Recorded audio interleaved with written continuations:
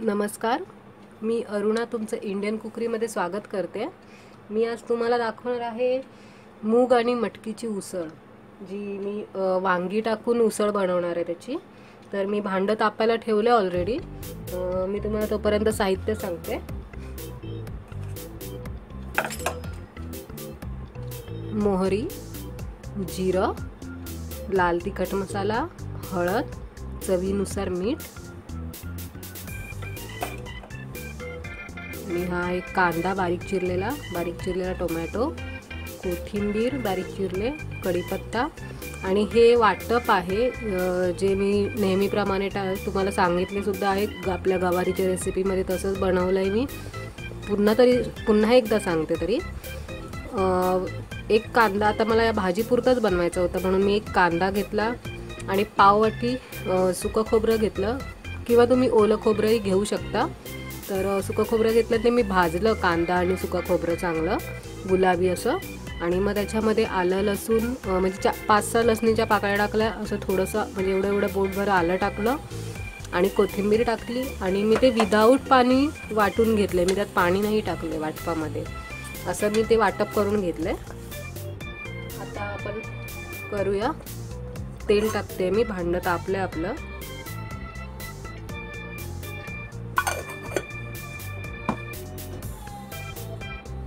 आता मी टाकते कढीपत्ता,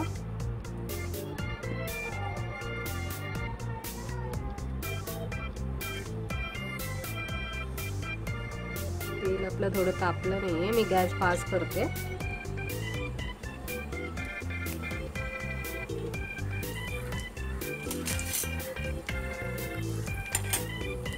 आता मी टाकणार आहे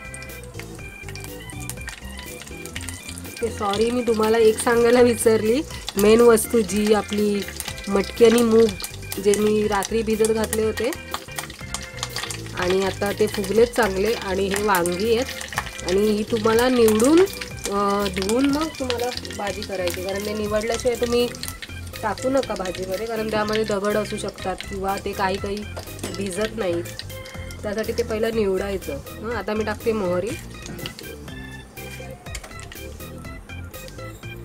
जिरं,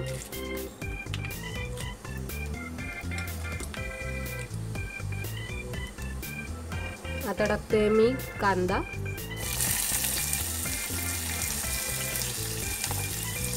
आता टाकते टोमॅटो। आता हे चांगलं आपल्याला तेलामध्ये फ्राय करून घ्यायचे, पूर्ण असं नरम होईपर्यंत, म्हणजे कांदा टोमॅटोचा एक फ्लेवर त्या भाजीला म्हणजे उसळायला चांगला येईल।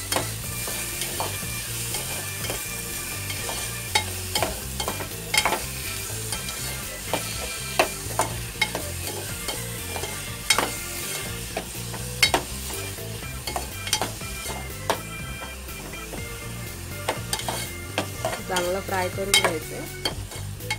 आता हळद टाकते। हळदीने कसं आपला कांदा पटकन भाजला जातो, त्यामुळे हळद लगेच तुम्ही टाकलात ना तरी चांगलंच आहे, म्हणून हळद आधी टाकून घ्यायची, म्हणजे का कांदा तो भाजला जातो पटकन, टोमॅटो सुद्धा पटकन नरम होतो त्यामुळे।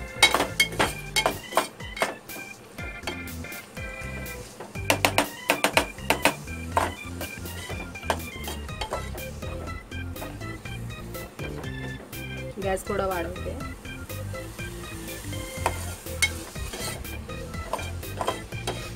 मध्यम गॅसवरती भाजून घ्यायचं, एकदम पण फास्ट केलात तर ते मग पटकन करपतं, टोमॅटो आहे ना त्यात, आणि जर कमी गॅसवर केला तर मग खूप टाईम जाणार तुम्हाला फ्राय करेपर्यंत, आणि मध्यमच ठेवायचं।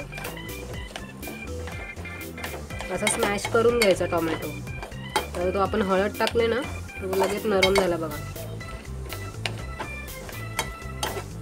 कांदा पण आपला शिजलाय लगेच, तर ते हळद तुम्ही लगेच टाका फोडणीला।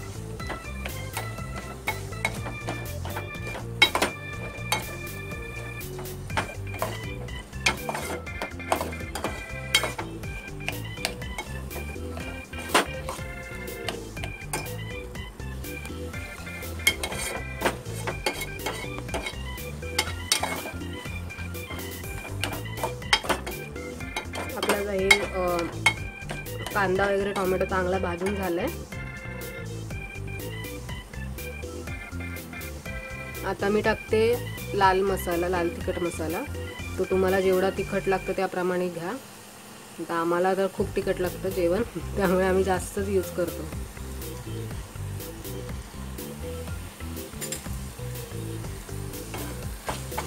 चांगलं फ्राय करून घ्या तेलामध्ये त्याला।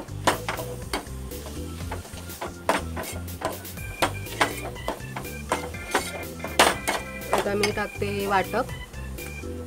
याच्यामध्ये मी वाटतानाच गरम मसाला टाकलेला आहे, त्यामुळे मी आता तो वेगळा असं टाकणार नाही। गरम मसाला पूड मी टाकला याच्यामध्ये ग्राइंड करताना, म्हणून मी आता नाही टाकत आहे। तुम्हाला जर वेगळा असं टाकायचं असेल तर तुम्ही टाकू शकता। हा पण चांगला फ्राय करून घ्या। पूर्ण ग्रेव्हीला लागला पाहिजे तो।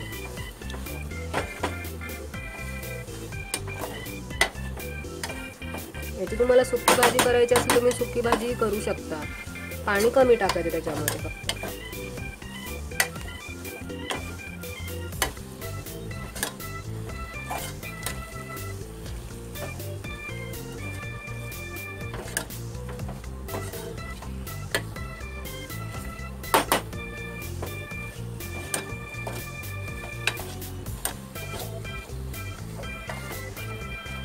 झाला आपला पूर्ण ग्रेव्हीला लागलाय मसाला।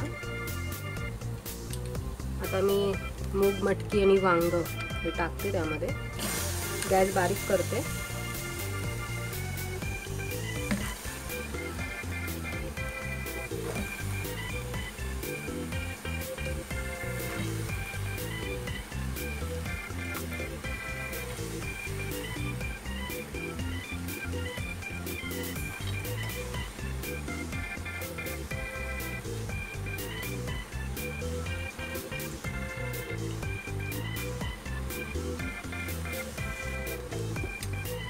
आता आपण हे पूर्ण एकत्र करून घेऊया अगोदर। यामध्ये तुम्हाला अगर वांग्याच्या बदली बटाटा टाकायचा असेल ना तरी तुम्ही टाकू शकता बटाटा, पण वांग्याने जरा चांगली टेस्ट येते बटाट्यापेक्षा पण।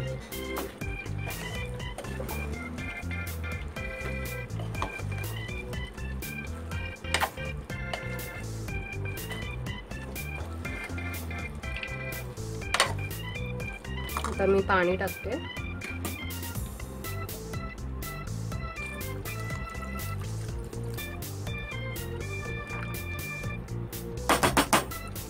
याला काय शिजायला सुद्धा वेळ लागत नाही। मूग मटकीला 10 ते 15 मिनिटांमध्ये शिजते ती, आणि त्याबरोबर वांग पण शिजतं लगेच, त्याला काही वेळ टाइम जात नाही। बटाट्याला थोडा टाइम जातो।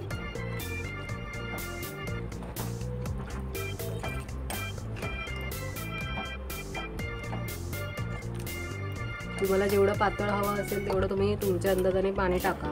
अगर सुकं हवं असेल तर थोडंच पाणी टाका, म्हणजे ते शिजेपर्यंत तरी शिजलं तरी पाहिजे ना त्या पाण्यामध्ये।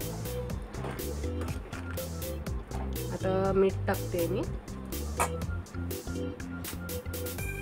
चवीनुसार टाका तुम्हाला म्हणजे जेवढं तुमच्या अंदाजाने। तुमची जेवढी माझी क्वांटिटी कमी आहे त्यामुळे मी थोडंच टाकते। तुमची जेवढी क्वांटिटी असेल त्याप्रमाणे तुम्ही मीठ टाकू शकता।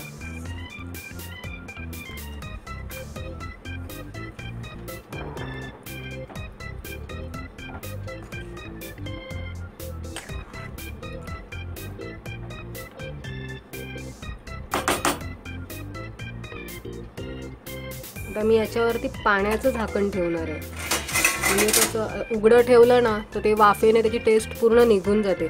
ॲक्च्युली मी या भाज्या कुकरमध्ये करते, पण तुम्हाला दाखवायचं आहे म्हणून मी आता टोपामध्ये केले।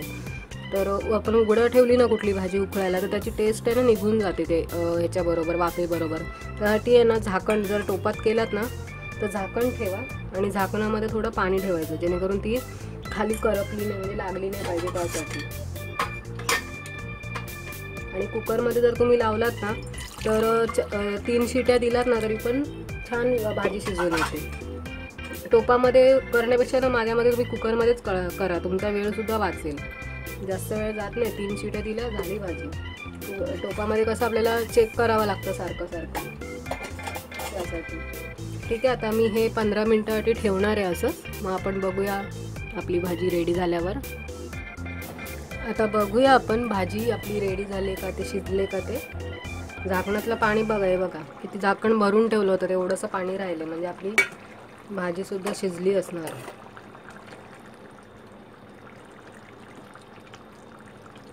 वांगी पण शिजले. तसं चमचा त्यामध्ये असं घालून रोवून बघायचा, जर पटकन चमचा आतमध्ये घुसला म्हणजे शिजली. आणि हे सुद्धा बघा, मूग मटकी पण आपले चांगले शिजलेले आहेत, फुलून आलेत. मी याच्यावर आता कोथिंबीर टाकते.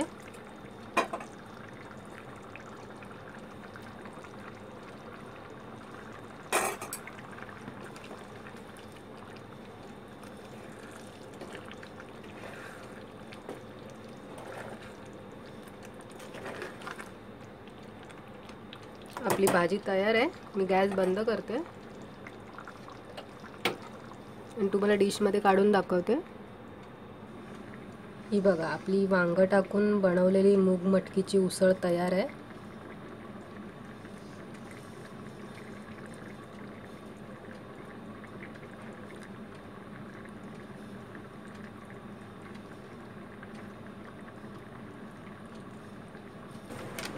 धन्यवाद, तुम्ही आमची रेसिपीज पाहिलात. जर अशाच नवनवीन झटपट होणाऱ्या रेसिपीज पाहायच्या असतील तर आमच्या इंडियन कुकरी चॅनल सबस्क्राईब करा. आणि हां, जेव्हा तुम्ही सबस्क्राईब कराल तेव्हा त्याच्या बाजूला तुम्हाला बेलचं चिन्ह दिसेल, त्यावर क्लिक करा, जेणेकरून आम्ही जे व्हिडिओज अपलोड करू त्याचं नोटिफिकेशन तुमच्या मोबाईलवर येईल. आणि त्याचबरोबर लाईक, कमेंट आणि शेअर करायलाही विसरू नका. मस्त खा, मी स्वस्त रहा. धन्यवाद.